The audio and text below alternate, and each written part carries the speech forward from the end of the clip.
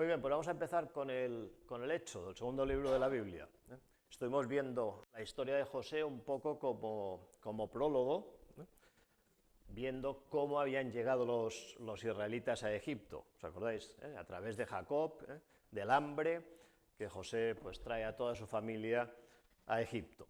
Empezamos pues el segundo libro de la Biblia. El nombre de hecho significa salida. Habéis oído esto, ¿no? A veces el éxodo rural, ¿no? La gente del campo que se va a vivir a la ciudad, o cuando hay un puente, el éxodo de las ciudades, la gente que se marcha de vacaciones. Pues éxodo es salida, simplemente. Y el libro pues cuenta la salida de Egipto del pueblo de Israel y luego toda la marcha pues, que van a tener a través de 40 años por el desierto hasta llegar a la tierra prometida. Y aunque en nuestras Biblias entre Génesis y Éxodo tenemos una página, en la historia transcurrieron aproximadamente 350 años. O sea, cuando hemos dejado la historia de José y ahora nos ponemos a leer Éxodo, pues han pasado 3 siglos y medio. En el libro de Éxodo, si hay una figura humana, hablando a nivel humano, una figura que destaque por encima de todas, es la figura de Moisés. Moisés es el gran líder de Israel, libertador, que va a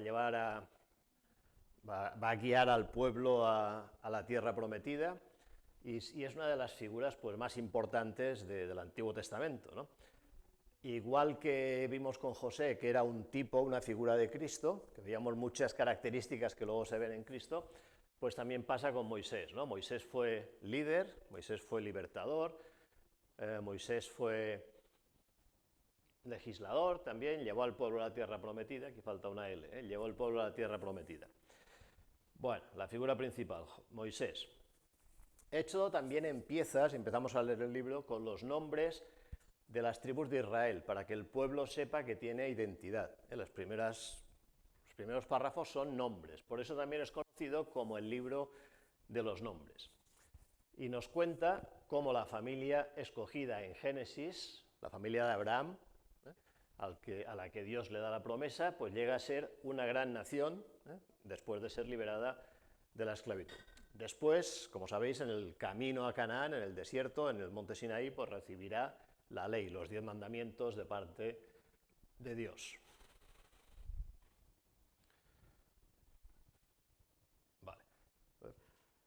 Vale. Abraham, decíamos que la familia que había recibido la promesa llega a ser una gran nación. Abraham recibió pues, promesas de tener un territorio, una tierra, de tener una descendencia incontable, como las estrellas del cielo, ¿no? Y también el Señor le dijo que a través de él serían benditas todas las familias de la tierra, porque de la descendencia de Abraham pues vendría el Salvador. Entonces todo esto se va a cumplir, el Señor no se olvida y aunque pase el tiempo pues se va a ir cumpliendo poco a poco en el libro de Éxodo. Un acontecimiento que tiene un lugar también importante en Éxodo es la Pascua, la celebración de la primera Pascua, lo veremos más adelante con detalle. La Pascua, antes de la salida de Egipto, pues el pueblo celebra la Pascua porque el Señor le ordena a Moisés que lo hagan, da una serie de normas que las veremos más adelante, y significó, pues, entre otras cosas, que la última plaga, la plaga de la muerte de los primogénitos, no afectó al pueblo de Israel. Tenían que pintar los dinteles y las columnas de las puertas con la sangre del cordero que iban a comer, y eso era una prueba de fe, y entonces el ángel exterminador pues pasaba de largo, no afectó a los israelitas, afectó solo a los egipcios. Jehová libera al pueblo de la esclavitud y lo redime por la sangre del cordero pascual, que también es un símbolo profético del sacrificio de Cristo. Aquí era un cordero físico, un animal, pero después el sacrificio de Jesús, como leemos en los evangelios, el Cordero de Dios que quita el pecado del mundo, pues la sangre de Cristo nos limpia de todo pecado, siempre que aceptemos su sacrificio, claro, por fe. Éxodo también, pues como todos los libros de la Biblia, nos revelan pues, muestras, aspectos del carácter de Dios.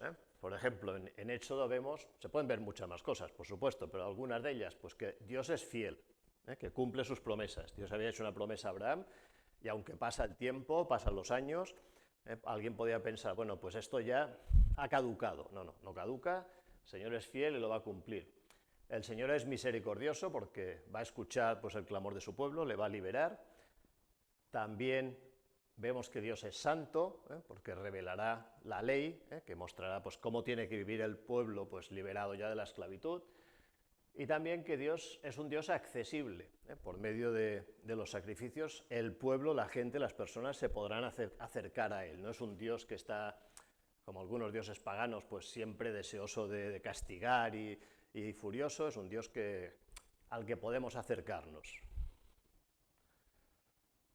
Bueno, pues empezamos a leer, saltamos el principio que habla de todos los nombres, y nos vamos al capítulo primero, versículo 8. Dice, entre tanto se levantó sobre Egipto un nuevo rey que no conocía a José, y dijo a su pueblo, he aquí el pueblo de los hijos de Israel es mayor y más fuerte que nosotros. Ahora pues seamos sabios para con él, para que no se multiplique y acontezca que viniendo guerra, él también se una a nuestros enemigos y pelee contra nosotros y se vaya de la tierra. Entonces pusieron sobre ellos comisarios de tributos que los molestasen con sus cargas y edificaron para Faraón las ciudades de almacenaje, Pitón y Ramesés. O sea, después de que han pasado 3 siglos, las 70 personas que llegaron a Egipto, cuando van con Jacob, se han multiplicado y ahora son cientos de miles, o centenares de miles. Sí. Llegaron pues como invitados, Faraón les da una tierra, Faraón los recibe, o sea, llegaron pues por la puerta grande, podríamos decir, pero las cosas han cambiado. Ahora ya no son vistos como unos invitados, ahora son vistos como un peligro, porque Faraón dice, esta gente son un montón, en caso de que hubiese guerra se unen a nuestros enemigos y son más que nosotros, entonces vamos a tener que hacer algo para tenerlos controlados. Y esto me hace pensar a veces que con la inmigración puede pasarnos algo así, ¿no? O países, ¿no? O sea, necesitamos mano de obra, todos son bienvenidos, ¿verdad? Pero cuando las cosas a lo mejor se complican, ahora esta gente nos molesta, porque aquí vienen y tienen el trabajo, es algo que a veces desgraciadamente pues pasa, ¿no? Pues los egipcios lo ven así, lo que antes eran invitados, ahora pues se van a convertir en esclavos. Dice que les ponen cargas y les hacen construir las ciudades de almacenaje de Ramesés y Pitón. Dice después, en Génesis 46:3, volvemos atrás esto, dice, y dijo, yo soy Dios, el Dios de tu padre, no temas de descender a Egipto porque allí yo haré de ti una gran nación. Yo descenderé contigo a Egipto y yo también te haré volver, y la mano de José cerrará tus ojos. Estas palabras se las dijo el Señor a Jacob. ¿Os acordáis? Lo vimos la semana pasada, cuando Jacob tenía que ir a Egipto, por si tenía alguna duda, quizá no debiera ir, pero el Señor le dice, sí, ve a Egipto, no te preocupes, vas a estar allí y allí haré de ti una gran nación. O sea, el Señor no se olvida de su pueblo, no van allí y por casualidad tienen mala suerte y les hacen esclavos. No, el Señor controla toda la historia, todos los movimientos. Y Génesis 47:7, también lo vimos, dice, también José introdujo a Jacob su padre y lo presentó delante de Faraón, y Jacob bendijo a Faraón. O sea, Jacob bendijo al Faraón, hablamos de que aquel Faraón pues, se portó muy bien con los israelitas, porque les recibió, les dio la tierra, les dio todo tipo de facilidades, ¿no? Ahora es otro Faraón, han pasado 300 años, no es el mismo, evidentemente, han pasado muchos gobernantes y la situación pues, se ha dado la vuelta. Y Génesis 47:27 dice, así habitó Israel en la tierra de Egipto, en la tierra de Gosén, y tomaron posesión de ella, y se aumentaron y se multiplicaron en gran manera.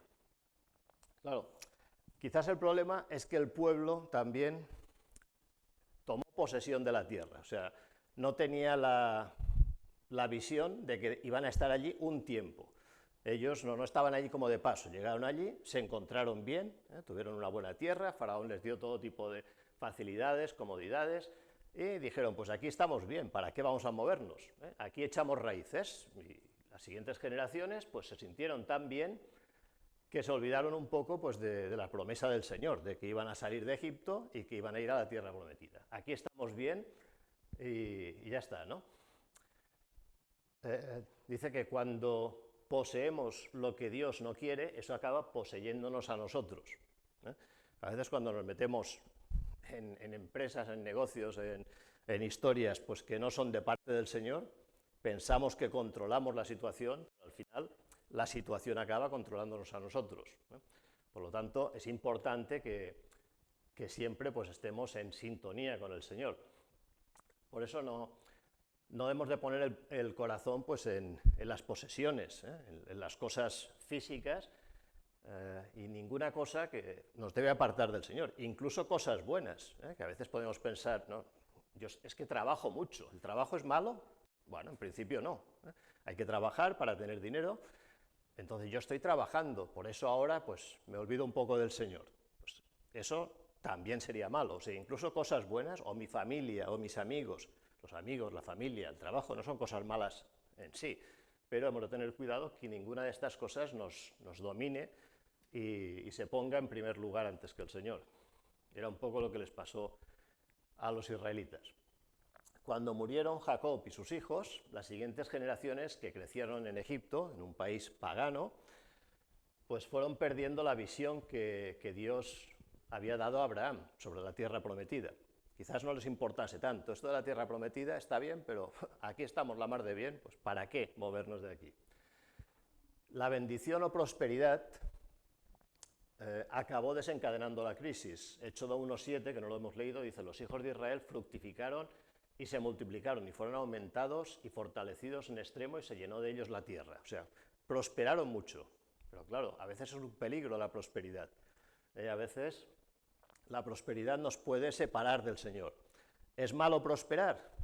No, no es malo, ¿no? Está muy bien que prosperemos. De hecho, cuanto más prosperemos, mejor, ¿no? Se trata de que estemos pues, lo mejor posible. Pero la prosperidad no nos tiene que apartar del Señor. Cuando leía esto esta tarde me acordaba de una clase de escuela dominical que hace muchos años hicimos. Indalecio a lo mejor se acuerda porque él me dio el libro, que era sobre el diezmo. Y hablaba de varios ejemplos de casos reales de personas que habían prosperado, ¿no? Que habían tenido un negocio, el negocio les había ido muy bien. Y hablaba, por ejemplo, de una persona que daba su diezmo, era cristiana, era creyente, y fue prosperando, ganando más dinero, mucho dinero, y llegó un momento que dijo, es que dar el diezmo es mucho dinero, porque gano mucho y tengo que dar mucho, y que tuvo que decir al Señor, no me bendigas más porque me sabe mal dar tanto dinero, ¿no? Puede pasar, ¿no? Había otro caso que era al revés, de un hermano que empezó a dar el diezmo, fue prosperando y fue dando después el 20%, el 30%, y al final acabó haciendo al revés, quedándose él el diezmo y dedicando el 90% para el servicio al Señor, ¿no? Para misiones y para otras cosas. Pero bueno, la prosperidad puede ser un peligro, porque cuando estamos cómodos, cuando estamos bien, pues parece que no necesitamos ya al Señor, y nos podemos despistar fácilmente. Tenemos que tener cuidado con esto. Bien, la situación política en Egipto, de hecho, también cambia. Decimos que había un nuevo faraón que no les conocía. Es que hubo pues como una revuelta, hay un cambio de dinastía, los Hicsos, que eran los que gobernaban, pues son expulsados, hay un faraón de una dinastía nueva, se unifica Egipto, el Alto y el Bajo Egipto, y Egipto pues está en su momento de mayor poderío militar, ¿no? O sea que hay un cambio político. Y ya sabéis lo que pasa cuando un político de otro signo llega pues, al poder. ¿Qué es lo que dice? Pues que los anteriores, que eran del otro partido, lo han hecho mal.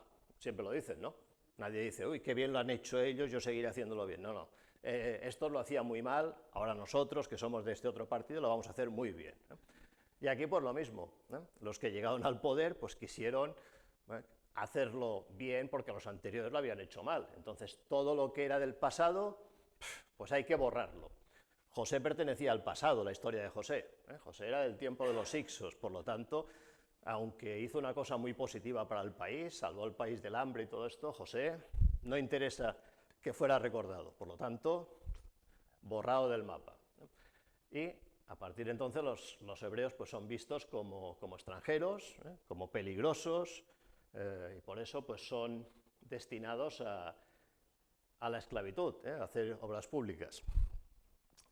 Estoy leyendo una novela sobre Cuba del siglo XIX que habla sobre explotaciones de cañas de azúcar, ¿no? Azucareras. Y en pleno siglo XIX, en 1860 y algo, utilizaban mano de obra esclava todavía. Estaba prohibido traer esclavos, pero los que estaban allí los usaban como esclavos. Y decía, o dice, que procuraban que la población de esclavos no pasara de la mitad. O sea, que no puede haber más esclavos que gente libre, porque entonces puede pasar que haya una sublevación, que de hecho pasó en la Española, en Haití y Santo Domingo, la República Dominicana, que allí trajeron montones de esclavos y al final hubo muchos más esclavos y acabaron pues imponiéndose. Entonces aquí pues los israelitas son un peligro, hay que tenerlos bien controlados para que no se subleve. Y Faraón lucha con ellos, o no es que luche directamente, sino que lucha de una manera pues astuta, dice que aplica un plan sabio. O sea, lo hace con picardía, ¿eh? En lugar de decir, vamos a luchar, no, vamos a aprovecharnos. O sea, tenemos a esta gente, pues que trabajen para nosotros, mano de obra barata y en gran cantidad. Dice, ahora pues seamos sabios para con él, para que no se multiplique y acontezca que viniendo guerra él también se una a nuestros enemigos, etc. O sea, vamos a esclavizarlos, ya que los tenemos, y vamos a aprovecharlos, vamos a sacarles partido.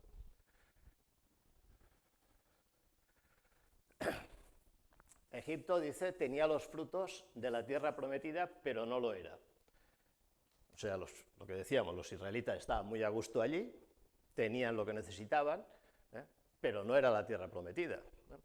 Entonces, a través de esta política de Faraón, de esclavizarles, de hacerles trabajar, pues el Señor les va a llevar, digamos, al deseo de salir de Egipto. Como si dijéramos, si no hago nada, el pueblo está aquí tan cómodo que no se va a mover. Hay que hacer algo para que surja en ellos de nuevo el deseo de ir a la tierra prometida. Bueno, esto lo hemos dicho, les pusieron tributos, cargas, y les implican en la construcción de ciudades. Y en esa época ya sabéis que no había grúas y maquinaria como tenemos ahora, era casi todo con motor de garbanzos, ¿no? Motor del cuerpo, ¿no? A base de mano de obra, estirar y a trabajar. Bueno, y a lo mejor nos podemos preguntar, ¿y por qué Dios permitió esta situación? ¿No? Bueno, el Señor lo podía haber hecho de muchas maneras, evidentemente, podía haber sacado al pueblo sin más, pero bueno, el Señor cuando hace las cosas las hace pues con un sentido, ¿no? Nosotros a veces pensamos que hubiera sido mejor otro camino, pero como dice la palabra, los caminos del Señor no son nuestros caminos, ¿no? Y Él ve mucho más lejos que nosotros. Por ejemplo, pues quería que el pueblo tuviera el deseo de salir de Egipto. Lo que hemos dicho, que el pueblo, muchos estaban muy a gusto, y ¿para qué nos vamos a mover de aquí?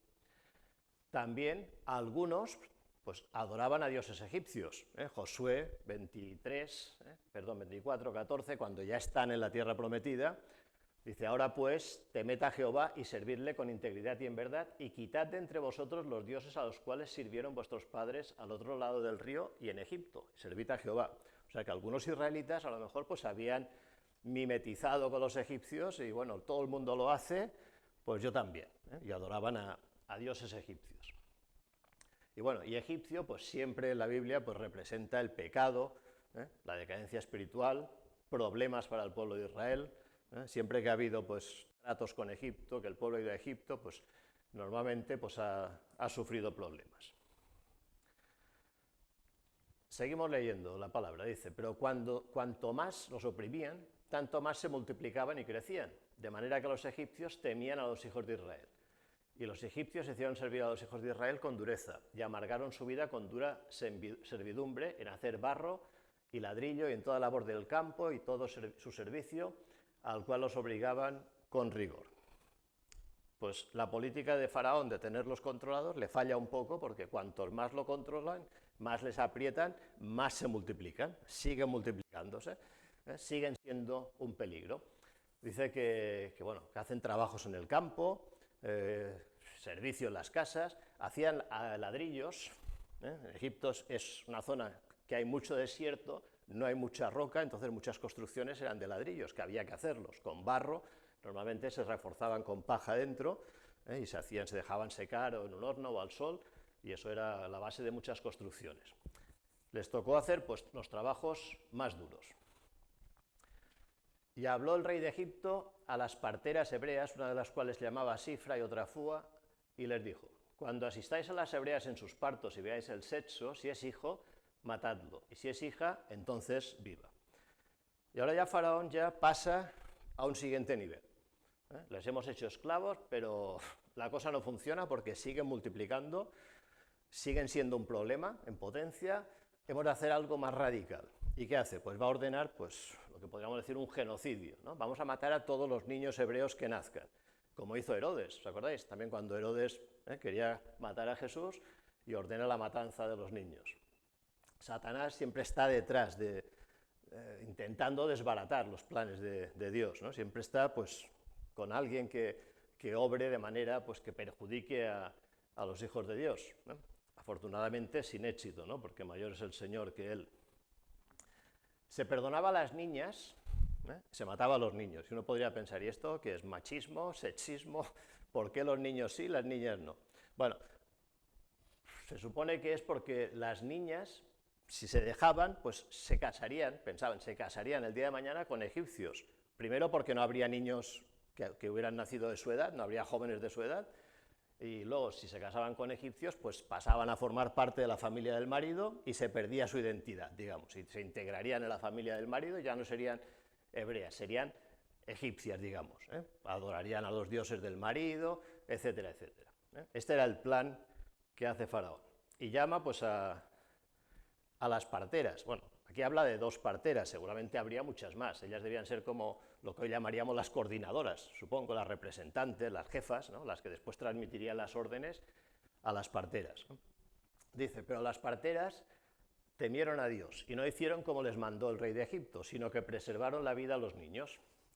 Y el rey de Egipto hizo llamar a las parteras y les dijo: ¿por qué habéis hecho esto, que habéis preservado la vida a los niños? Y las parteras respondieron a Faraón: porque las mujeres hebreas no son como las egipcias, pues son robustas y dan a luz antes que la partera venga a ellas. Y Dios hizo bien a las parteras y el pueblo se multiplicó y se fortaleció en gran manera. Y por haber las parteras temido a Dios, Él prosperó sus familias. Bueno, aquí las parteras toman una decisión muy peligrosa: desobedecer al rey, porque eso podía ser, no era motivo luego de un juicio, no, eso podía ser directamente eliminarlas, ¿no? Pero ellas dicen que temen al Señor y salvan la vida de los niños. Y cuando Faraón les dice, bueno, ¿y cómo es que nos estáis matando a los niños? Es que cuando llegamos, las mujeres hebreas son muy fuertes, ya han tenido al niño, que en parte podía ser verdad, o sea, no es que fuese una mentira, podía ser verdad, pero bueno, que ellas no estaban matando a los niños. Y claro, aquí nos surge una pregunta: ¿hay que obedecer a las autoridades o no?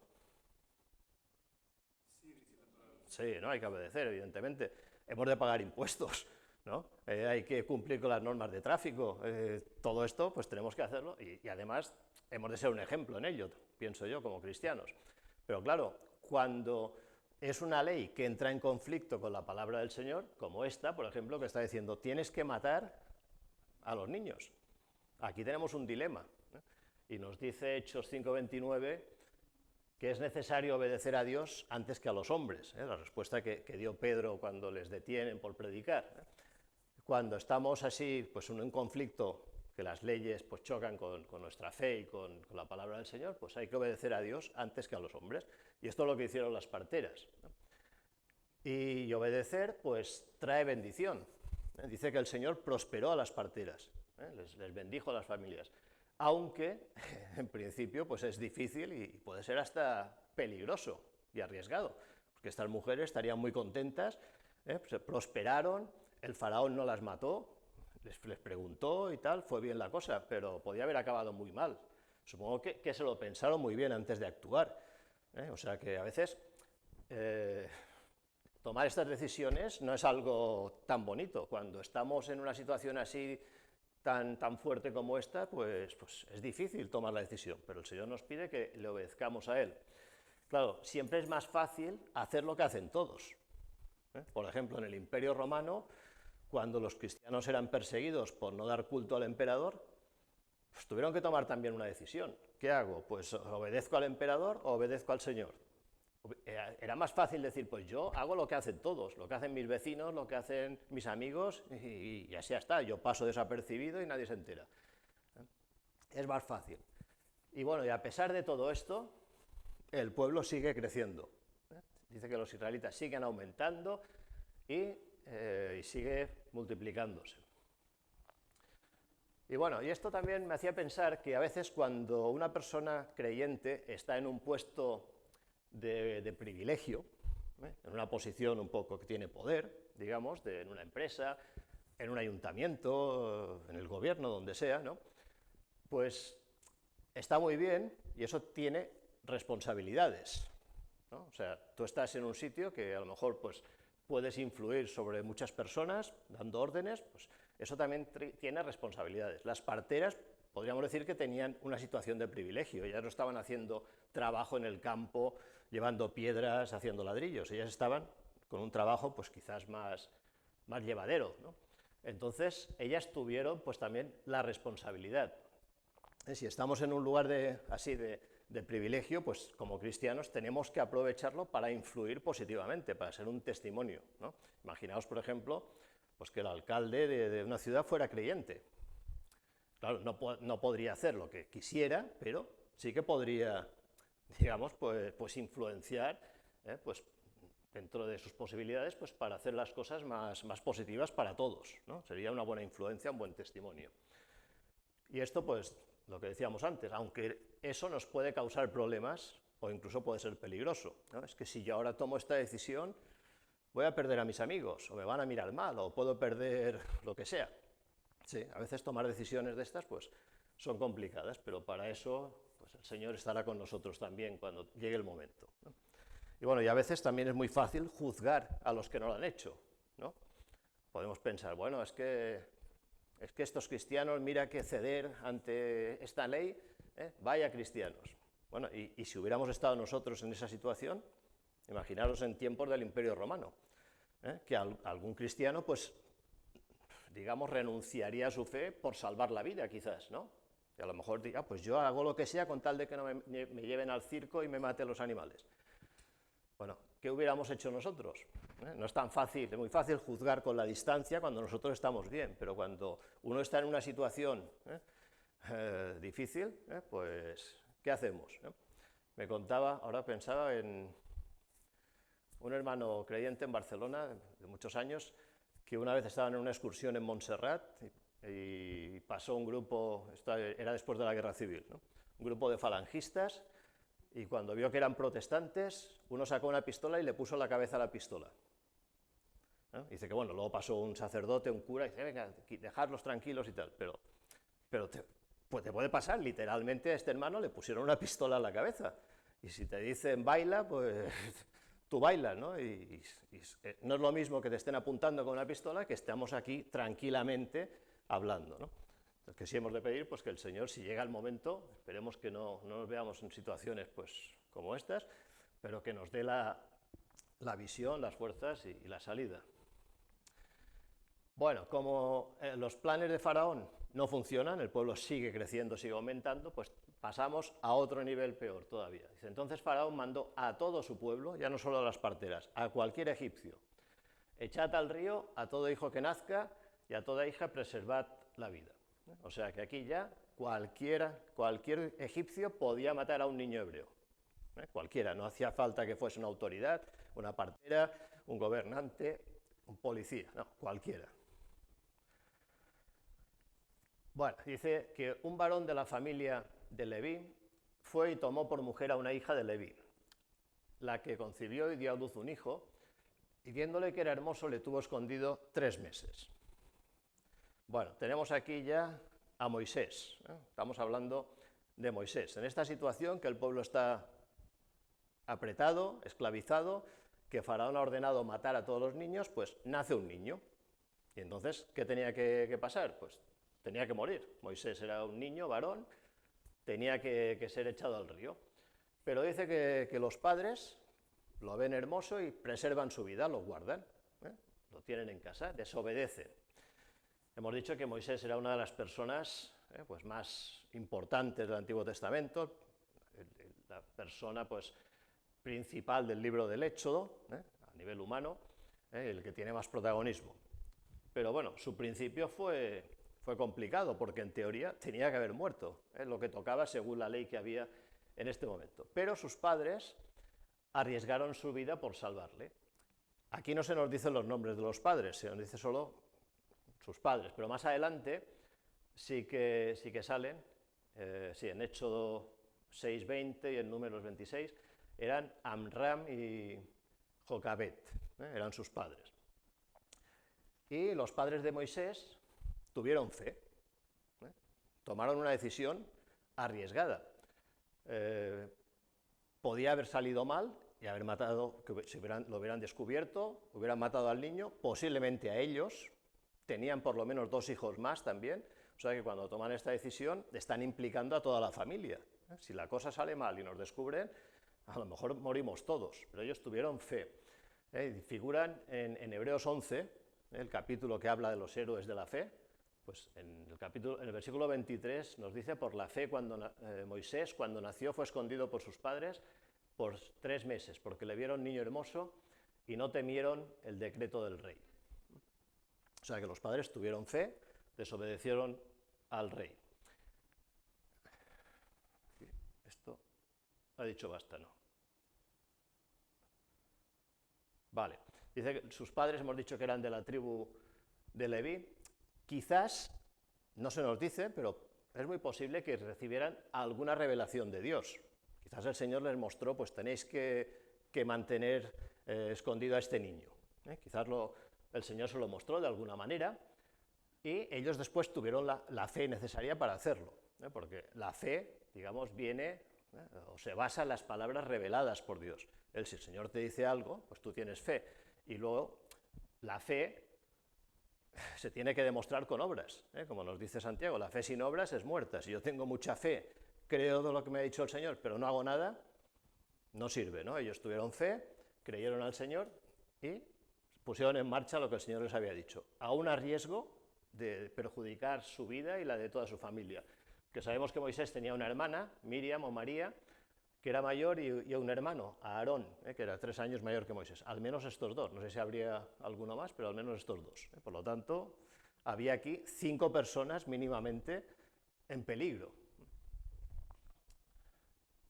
Bueno, seguimos, dice: pero no pudiendo ocultarle más tiempo, tomó una arquilla de juncos y la calafateó con asfalto y brea, y colocó en ella al niño y lo puso en un carrizal a la orilla del río. Y una hermana suya se puso a lo lejos para ver lo que le acontecía. Claro, tener a un niño escondido es complicado, ¿no? Porque un niño puede llorar en cualquier momento, no puedes tenerlo amordazado, puede llorar, no sé, los hermanos pueden irse de la lengua. ¿Dónde vas? Voy a ver a mi hermanito. O sea, los hermanos también eran niños, uno tenía 3 años, Aarón, o sea que cualquier detalle bastaba para que algún egipcio sospechara y pudiera denunciarles, digamos. Entonces la madre y el padre pues toman la decisión de que es demasiado peligroso tenerlo en la casa, y entonces hacen así una arquilla, la preparan bien y la ponen en el río. ¿Os recuerda esto a otro arca? La de Noé, ¿no? Mucho más grande, ¿no? Este era individual, ¿no?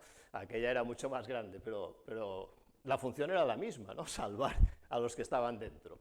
Entonces lo prepararon bien y lo pusieron en un lugar resguardado del río, no lo pusieron en medio de la corriente que se lo llevara, ¿no? En un sitio así en la orilla, entre las cañas. ¿Era peligroso? Sí, dejar al niño allí era peligroso, pero era vivo, y bueno, ellos también confiarían en el Señor. Se queda la hermana vigilando y está pendiente. Dice: y la hija de Faraón descendió a lavarse al río, y paseándose sus doncellas por la ribera del río, vio ella la arquilla en el carrizal y envió a una criada suya a que la tomase. Y cuando la abrió, vio al niño, y aquí que el niño lloraba. Y teniendo compasión de él, dijo: de los niños de los hebreos es este. Bueno, pues tenemos aquí ya una casualidad, entre comillas, ¿no? Que alguien podría pensar, qué casualidad, ¿no? Justamente lo descubre la hija del faraón. El niño llora y lo descubre la hija del faraón. A ver, ¿qué es esto? Este ruido es un niño, y además dice que es hebreo. ¿Qué debería haber hecho ella? Pues mi padre ha ordenado que matemos a los hebreos. Seguramente iría con escolta, matar al niño, y ya está, y se hubiera acabado aquí la historia. Pues dice que no, que tiene compasión de él, aunque lo supone que es hebreo. Porque el Señor prepara todas las cosas, no es una casualidad. El Señor pues va preparándolo todo y de momento lo encuentra pues una de las personas más importantes. Podía haberlo encontrado un campesino, o cualquiera, y a lo mejor decir, yo no puedo mantener a este niño, pero es la hija del faraón, podía mantenerlo y tiene misericordia de él. Parece ser que esta hija del faraón era una tal Hatzeput, que según una tradición judía estaba casada pero no tenía hijos y deseaba ardientemente tener uno. Una tradición, no sabemos esto si es verdad o no, pero bueno, ni quita ni pone, ¿no? La cuestión es que esta mujer pues decide quedarse con el niño. Quizás si era tal como dice la tradición, esta mujer que estaba casada, que no podía tener hijos, pues a lo mejor pensó, pues mira, pues esto es para mí, ¿no? Está claro, ¿no? Pero bueno, sea como fuese, la cuestión es que quiere quedárselo.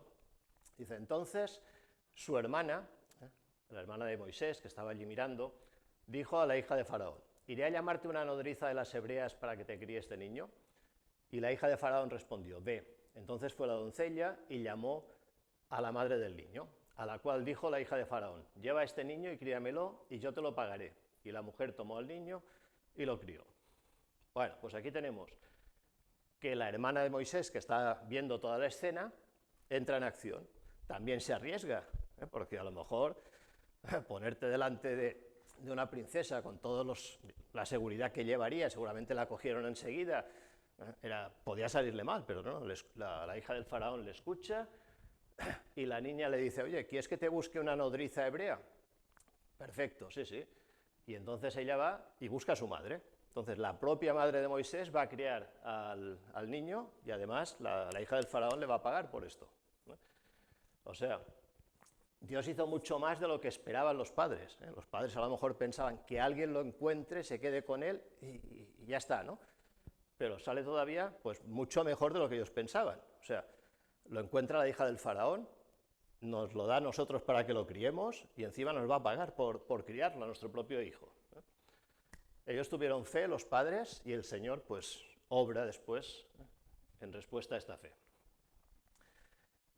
Y lo que decíamos de las casualidades, aquí se dan muchas circunstancias una detrás de otra, ¿no? Que podríamos pensar, es que esto es muy peliculero, ¿no? Pero bueno, es así, ¿no? Está claro que este plan pues era un plan de Dios, porque se va encadenando todo, ¿no? O sea, la princesa se baña justamente allí, ¿eh? El Nilo es el río más largo del mundo, ¿eh? Pero bueno, se baña justamente allí. El niño llora, y le oyen llorar, porque si el niño hubiera estado callado, a lo mejor se baña y nadie lo oye. Se compadece de él, no cumple la orden de su padre de matar a los niños hebreos. Escucha a la hermana, cuando aparece Miriam y le dice, oye, ¿quieres que te busque una nodriza? La escucha, que podría haberle dicho, niña, déjame en paz, tú no puedes hablar con una princesa como yo. Y bueno, y fue aceptada su madre como nodriza, o sea que todo salió, una cosa detrás de la otra, perfectamente ligadas, porque era el plan de Dios. La fe de sus padres salvó a Moisés de morir, ¿no? Como hemos dicho, en Hebreos 11:23 se cita. Moisés iba a ser criado por su propia madre, por su propia familia, y le iban a pagar por ello. ¿Cómo cambia la historia cuando lo que nos mueve es la fe? En vez de matar a Moisés, que era lo que habían ordenado los egipcios, ahora van a pagar por criarlo. Es curioso, ¿no? Que los mismos que querían la destrucción de Moisés, pues son los que le van a pagar, digamos, todo, ¿no? Su crianza. Moisés fue criado durante 5 o 7 años, no lo sabemos exactamente, pero un tiempo así, en su propia casa, en un hogar piadoso. ¿Qué pasó allí? Pues que aprendió pues, a temer al Señor. Era un hogar, lo que hoy llamaríamos cristiano, un hogar que temía a Dios. Entonces aprendió pues, a temer a Dios y a amar al pueblo hebreo, porque Moisés sabía que era hebreo. Él lo sabía, no es que le engañasen diciendo tú eres egipcio pero ahora estás aquí con nosotros. Y de manera que este amor por el pueblo hebreo pues, va a quedar en su corazón. Después se va a tener que ir a la corte, al palacio de Faraón, pero él sabe que es hebreo y eso va a quedar ahí, y lo va a tener siempre pendiente en su corazón. Dice, cuando el niño creció, ella lo trajo a la hija de Faraón, la cual lo prohijó y le puso por nombre Moisés, diciendo, porque de las aguas lo saqué. Cuando crece, pues aproximadamente 7, 8 años, lo lleva. Aquí dice que le puso por nombre Moisés. Supongo que el nombre se lo pondría cuando era pequeño, no esperaría a los 7, 8 años, ¿no? Supongo que el nombre ya lo tenía. Moisés, que significa, pues, salvado de las aguas. ¿Y qué pasa? Pues que Moisés va a poder recibir, pues, la mejor educación posible, ¿eh? El imperio más poderoso que había en aquel momento. Entonces Moisés pudo ir a los mejores colegios, como diríamos hoy, ¿no? O sea, pudo estudiar con los mejores maestros, además era familia del faraón, tenía posibilidades, pudo aprender, pudo formarse. Nos dice la palabra, pues, que aprendió en toda la sabiduría de los egipcios y era poderoso en sus palabras y obras. O sea que allí se pudo formar, pues como no hubieran imaginado sus padres jamás en la vida, que el hijo de unos esclavos pudiera, pues, estar en el palacio aprendiendo. Un camino hermoso desde el palacio a casa de Jocabet, o sea, cuando los padres se llevan al niño para criarlo, sería una alegría, ¿no? Qué bien, nuestro hijo, pues lo tenemos nosotros, que pensábamos que podía morir, no sabíamos qué pasaría y resulta que ahora nos lo dan a nosotros para que lo criemos, lo podemos tener una serie de años con nosotros. Y el camino difícil, al revés, cuando llega a los 7, 8 años y hay que llevarlo y olvidarse de él, o sea, no volveremos a vernos quizás, ¿eh? Y esto nos hace pensar que para cumplir el plan de Dios, pues hay caminos, pues, que nos gustan y otros que no nos gustan tanto, caminos de amargura y dificultad y otros de gozo y alegría, ¿no? Y todos, pues, son caminos, pues, para servir al Señor. Nos gustaría que todos fueran de alegría, ¿no? Supongo, ¿eh? Nadie quiere pasar por cosas desagradables, todos queremos que nos vaya bien, pero a veces van bien y a veces no tan bien. Y curiosamente, Faraón iba a educar a Moisés, el instrumento que Dios usaría después para derrotarlo. O sea, Faraón, digamos, está alimentando a su enemigo, por decirlo así, porque después Moisés, más adelante, pues, será el que irá a hablar con Faraón y el que después le dirá, pues, todo el plan de Dios, le hablará de las plagas, etcétera, etcétera.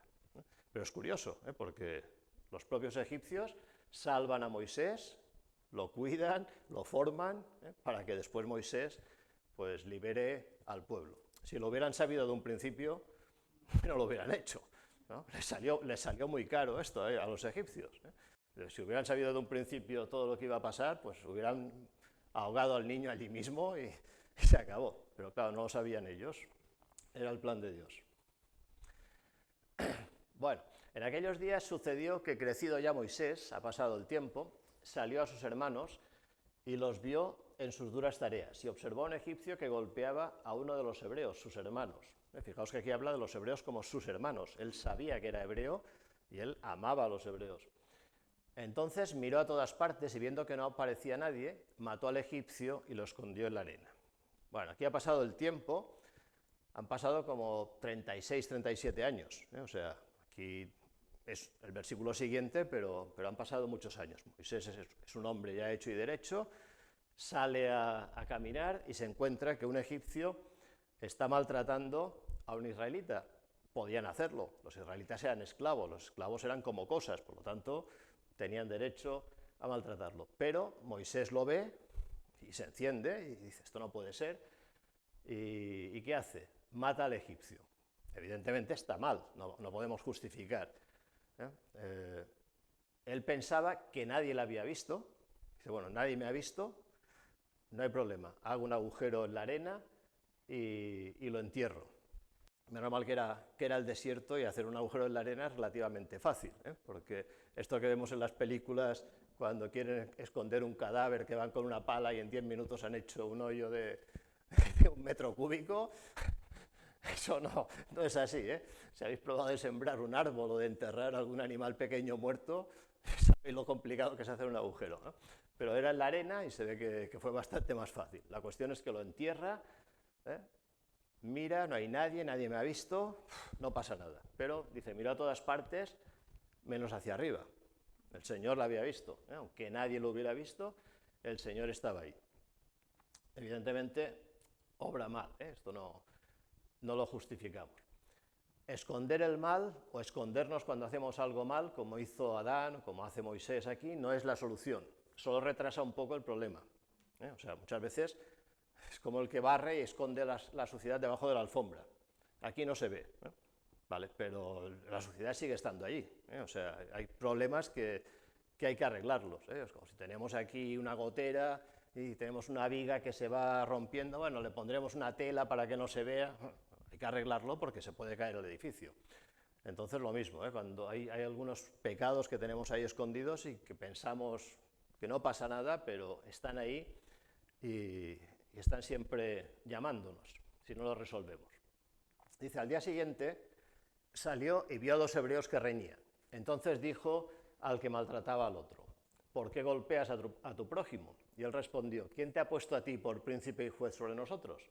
¿Piensas matarme como mataste al egipcio? Entonces Moisés tuvo miedo y dijo, ciertamente esto ha sido descubierto. O sea, alguien le había visto. Él pensaba que no, pero alguien le había visto, porque los hebreos ya sabían, había corrido la voz y sabían que Moisés había matado a un egipcio. Entonces tiene miedo. Él cuando ve a los dos que discuten, quiere poner paz, ¿no? Va allí. Quizás fue con un poco de arrogancia, pensando, yo soy el hijo de la hija de Faraón, soy el nieto, entre comillas, de Faraón, yo soy alguien aquí, yo soy una personalidad, a mí me van a respetar. Entonces él quizá fue un poco así, en plan arrogante, y queriendo ayudar a los israelitas, pero lo hacía en su propio esfuerzo, no era el Señor que le enviaba, era pensando pues, en mi posición como persona importante dentro de la familia del rey, pues yo aquí no tengo ningún problema, yo soy alguien. Pero le sale mal la cosa, ¿no? Porque los israelitas dicen, no lo aceptan. Dice, ¿quién te ha puesto a ti por juez sobre nosotros? ¿De qué vas? ¿Qué te crees? ¿Quién te crees que eres? Entonces, Moisés esto le sorprende. Y más le sorprende cuando le dice, ¿piensas matarme como mataste al egipcio? Vaya, esto dice que era al día siguiente, bueno, no sabemos si es un día literalmente, pero al poco tiempo. O sea que ya lo saben, alguien me ha visto, ¿no? Y Moisés, pues, tiene miedo. Todo lo que hacemos, cualquier cosa puede salir a la luz, ¿no? Hay un dicho que dice, si no quieres que se sepa, no lo hagas. Es lo mejor, o sea, si vas a hacer alguna cosa que está mal, no, lo voy a hacer, pero nadie se enterará. Pues a veces, cuando menos te lo esperas, se sabe, ¿no? Y si no te ve nadie, estás segurísimo que no te ha visto nadie, te ve el Señor, ¿no? O sea que siempre Dios lo ve. Entonces Moisés tiene miedo, dice, bueno, ahora me han pillado, ahora estoy en una situación difícil, los hebreos no me aceptan, porque Moisés aún no estaba preparado para liberar a los israelitas. Quizás él había pensado, pues yo voy a liberar a este pueblo porque yo estoy aquí, pues soy una persona importante, yo lo puedo hacer, pero él iba en sus propias fuerzas, no iba enviado por el Señor. Más adelante, cuando vaya a Faraón, será diferente, porque será el mismo Señor, el mismo Dios que le dice, ve allí, yo estaré contigo. Él aquí, digamos, toma la iniciativa por su cuenta y riesgo.